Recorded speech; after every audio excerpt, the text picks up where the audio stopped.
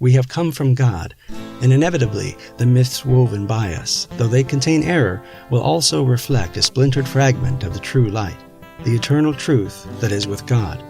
Indeed, only by myth-making, only by becoming sub-creator and inventing stories can man aspire to the state of perfection that he knew before the fall. Our myths may be misguided, but they steer however shakily toward the true harbor, which materialistic progress leads only to a yawning abyss and the iron crown of the power of evil. J.R.R. Tolkien.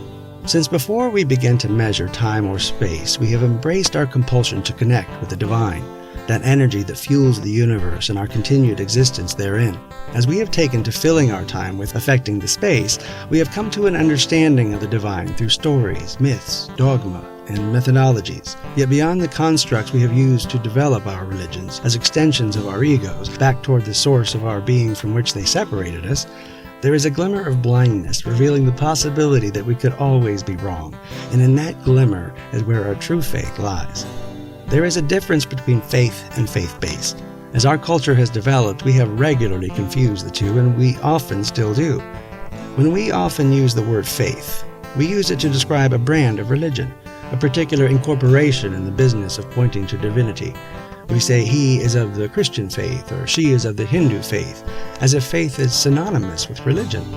Yet while religion is indeed based on the notion of faith, its necessities for structures, beliefs, and securities, and its tendency to so frequently point in the absolute opposite direction of the divinity it proclaims to serve, it regularly falls short of being a true conduit of faith.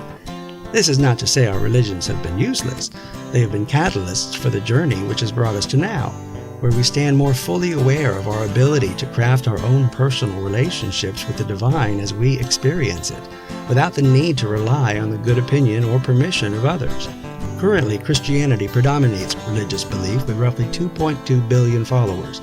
Islam is the second biggest religion with about 1.6 billion, and Judaism is roughly the 12th largest with only about 14 million followers. While there are a number of other religions worldwide, the influence of the Judeo-Christian Islamic heritage is what has guided the majority of Western civilization.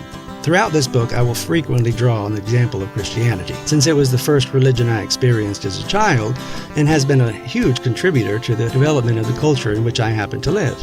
Although it is my intention to point out some of the trappings of its dogmas, doctrines, and mythologies, at the heart of the bleeding red letters of Christ, there is a kernel of connection to true faith through the activity of love, as is ultimately the essence of each and every religion I have studied since. Throughout my life, I have met people from a variety of religions, with those who choose to have none sometimes being the most religious of all.